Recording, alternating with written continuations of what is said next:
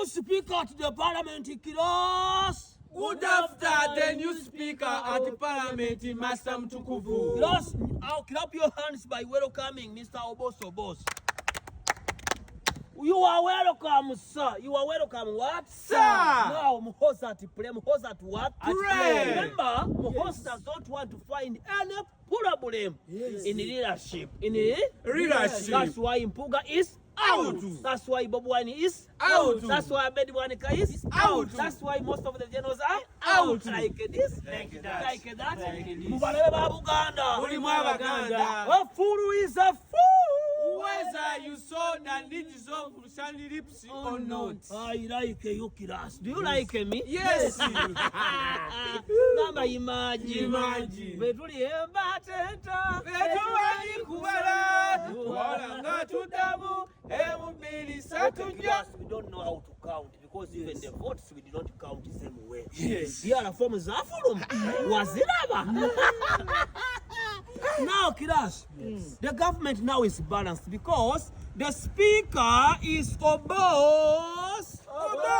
Obos. West Budama. West what? Budama. And now, Nayeranga Bomanya as usual, never Muchiko Munyankole. Yes. Like this, like that. Like that. Tineka Soja Alani, never Muchisomuchi. Munyankole. Because you can feel lonely to handle any political position in the government of Museveni without a Munyankole. Yes. Because the president is Muganda coming from Chisozi. Chisozi is in what? Zimbabwe is in what? Uganda. Now the vice comes from Akokoro.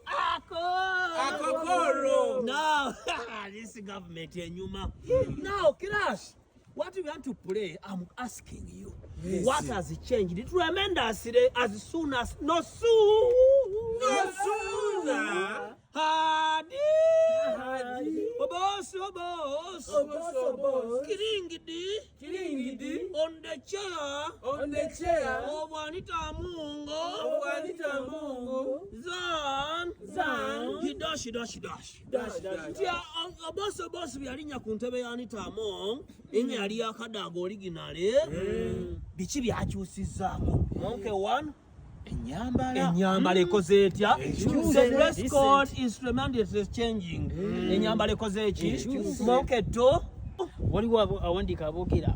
Yes. Waliwo kirasi monta awandika ki aboogera monke siri master kati opposition bwaba agenda manju agamba excuse me madam speaker oster malaya go out for short go ne bamugamba batya ne bamugamba genda naye okomawo mangu wateresi oteeba mu katuli.